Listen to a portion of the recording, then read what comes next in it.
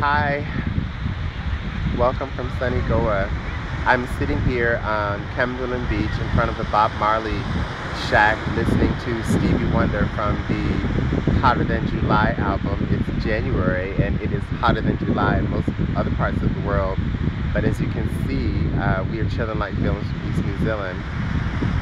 I wanted to quickly talk to you about American archetypes. It occurs to me that even though I go to the malls in Delhi or flip through the fashion magazines or look underneath the television or look at India's first pinup girls and I see the white woman in her naked flesh, I have to consider that even more ubiquitous than the white woman in her flesh, interestingly enough, which is actually kind of subversive, is the black male body.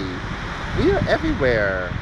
It's not just that, Bob Marley's image has been used to say, hey, we smoke weed here, or we listen to, hip hop and reggae and we're cool.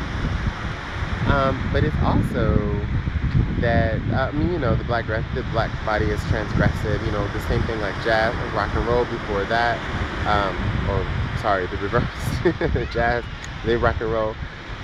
But this idea that, that blackness is cool, well, blackness is so cool that actually anywhere you go, and there was like this big celebration down there called Sunburn last week, and it's just, people set up loud music on the beach, and you know what kind of, what kind of music they're playing, house, trance, that kind of music. And the base of it is black music. I mean, the base of it is that beat that we gave to the world, and it was sort of catapulted from Africa through our diaspora, through America, I think mainly, but also how you find all these different genres of music everywhere now, so that everybody does different forms of black music. You can go into the most racist place in the world and playing over speakers would be like some black man or some black woman. The irony of that, I think most people, is probably lost on most people. I think most people never make the connection or see the sort of disjuncture between, treating black people in your physical presence well versus loving our music and our arts. And I'm not just saying like people who are like hip-hop fans and hip-hop heads and stuff like that. I'm talking about the fact that jazz, blues, and its iterations are everywhere. So much so that I'm the only black man here. There are plenty of white and brown people.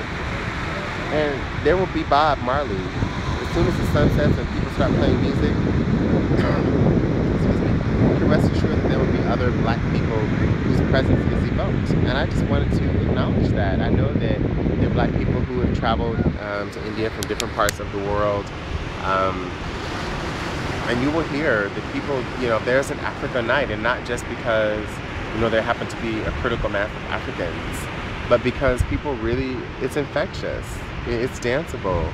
And more than that, and I'm not going to go into everything that it is for people, the transgressiveness and all that, but isn't it ironic that,